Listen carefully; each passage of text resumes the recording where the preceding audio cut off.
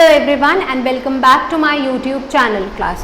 So 12th class last class में हमने पढ़ा था कि problem of deficient demand and excess demand, एक इंट्रोडक्शन हमने पढ़ा था कि फुल एम्प्लॉयमेंट क्या होती है और अंडर एम्प्लॉयमेंट क्या होती है. देन उसके बाद हमने पढ़ा कि फ्रिक्शनल, स्ट्रक्चरली सारी अनएम्प्लॉयमेंट्स क्या होती हैं. आज हम अपना जो मेजर टॉपिक है वो पढ़ेंगे, दैट इज़ डेफिशिएंट डिमांड. तो मैंने आपको थोड़ा सा इंट्रोडक्शन दिया था क्लास अबाउट डेफिशिएंट डिमांड कि when aggregate demand is less than aggregate supply, this situation is known as deficient demand. ये clear.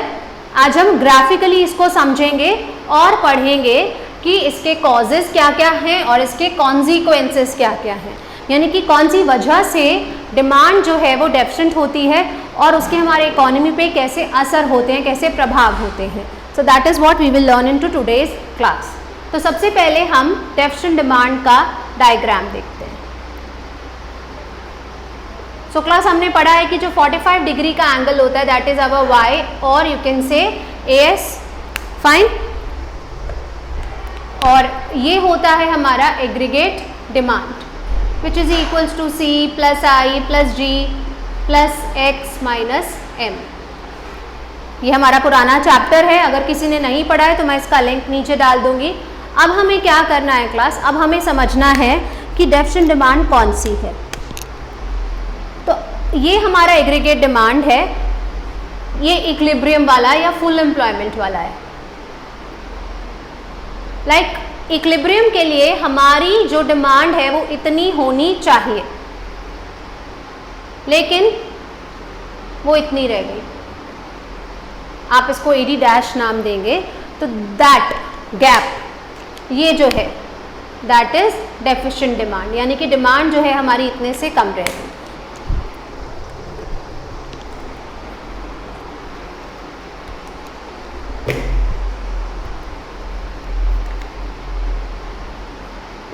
This is aggregate demand and this is Y, which is our income. So ये जो gap रह गया class हमारा, that gap is deficient demand, यानी कि demand जो है हमारी यहाँ होनी चाहिए बट वो इधर आ गई. तो ये जितना भी बीच में गैप आ रहा है ये deficient डिमांड है, और इसी गैप को हम एक नाम देते हैं which is called deflationary gap. और ऐसा ही होने से दैट मीन्स जब हमारी डिमांड कम हो जाती है तो मार्केट में मंदी आ जाती है, मार्केट धीमी हो जाती है, चीज़ें बिकनी बंद हो जाती हैं. तो that is called deflationary gap और डिफ्लेशन. मतलब गैप को डिफ्लेशनरी गैप कहते हैं और उस सिचुएशन को क्या कहते हैं 12th class, and that situation is known as deflation. Fine. अब क्लास पहली बात ये कि इसके कॉजेज क्या क्या होंगे. सिंपल सी बात है, कॉजेज जो है वो मैंने ऑलरेडी यहाँ लिख दिए हैं. कॉजेज क्या क्या होंगे. कॉजेज इज जब हमारे कंजम्पशन में क्या आ जाएगी, कमी. लाइक हमने खाना पीना कम कर दिया पहले से. जब हमारे इन्वेस्टमेंट में कमी आ जाएगी, that means we are not investing up to the mark. जब गवर्नमेंट के खर्चों में कमी आ जाएगी तब, और जब हमारे एक्सपोर्ट्स जो हैं वो क्या हो जाएंगे, हमारे एक्सपोर्ट्स कम और हमारे इम्पोर्ट्स जो हैं वो ज़्यादा हो जाएंगे, हमारी डिपेंडेंसी जो है वो ज़्यादा बढ़ जाएगी. सो दैट इज़ द सिचुएशन. वो सिचुएशन जो है वो क्या लेके आएगी, वो लेके आएगी हमारे एग्रीगेट डिमांड में कमी लेके आएगी. सो रिडक्शन इन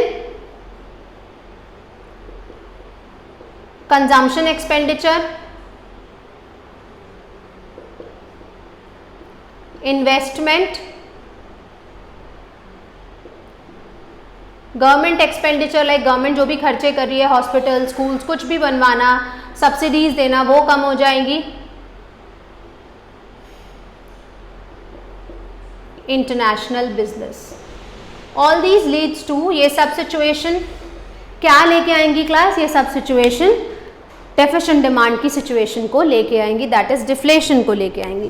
तो देखो आपकी बुक में भी यही लिखा है, causes of deficient demand. First causes reduction in private consumption expenditure, that is C. That means जब हमारा consumption जो है क्लास वो क्या हो जाएगा, वो कम हो जाएगा. Secondly, reduction in private investment expenditure.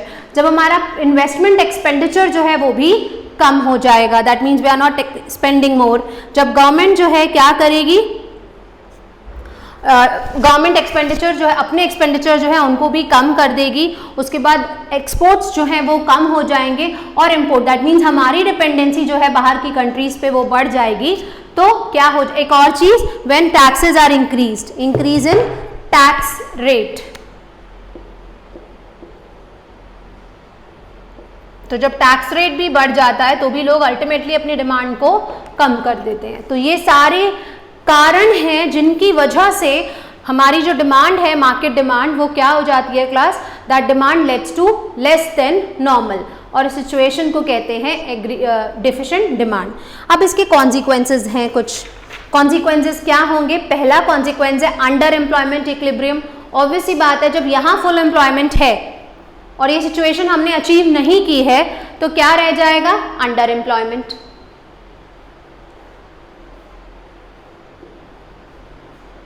तो कॉन्सिक्वेंसेस में पहला कॉन्सिक्वेंस हम क्या लिख सकते हैं,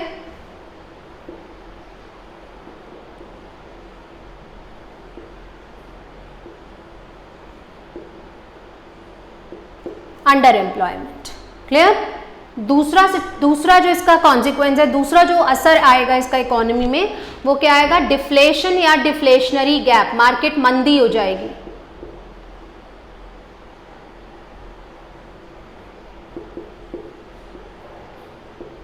क्लियर।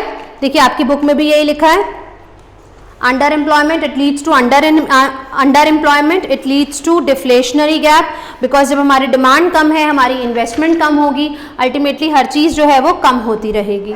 उसके बाद एक और चीज़ यहाँ पर उन्होंने लिखी है, अनडिजायर्ड स्टॉक। अब ऑब्वियस सी बात है कि डिमांड कम है और स्टॉक बना हुआ हमारे पास ज़्यादा है,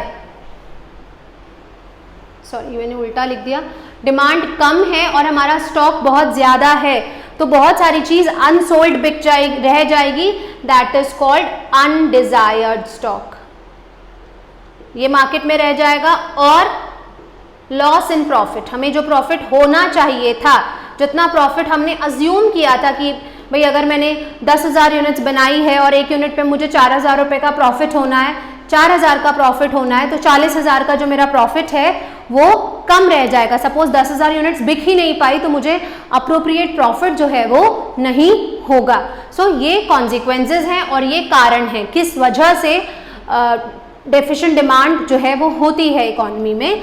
कंजम्पशन जब हम अपनी कम कर देते हैं, गवर्नमेंट जब अपनी इन्वेस्टमेंट या अपना खर्चा कम कर देती है, या जब हमारा इंटरनेशनल बिजनेस जो है वो रिड्यूस हो जाता है, और इफ गवर्नमेंट अपने टैक्सेस को बढ़ा देती है, तो डेफिशिएंट डिमांड वाली सिचुएशन अराइज होती है। अब अगर ये सिचुएशन आ गई तो उसके रिजल्ट्स क्या होते हैं क्लास, तो उसके रिजल्ट हमने यहाँ पढ़ लिए हैं। अंडर एम्प्लॉयमेंट हो जाएगी इकोनॉमी में, डिफ्लेशन हो जाएगा, हमारा स्टॉक जो है वो अनसोल्ड रह जाएगा, एंड एट लास्ट हमें प्रॉफिट में नुकसान होगा। लाइक जितना प्रॉफिट होना चाहिए था उतना प्रॉफिट नहीं होगा। तो ये आपको ड्रॉ करने ज़रूर आएगा और आपको ये मेंशन करना होगा अपने पेपर्स में, आंसर शीट्स में, कि like this gap is deflationary gap. Clear.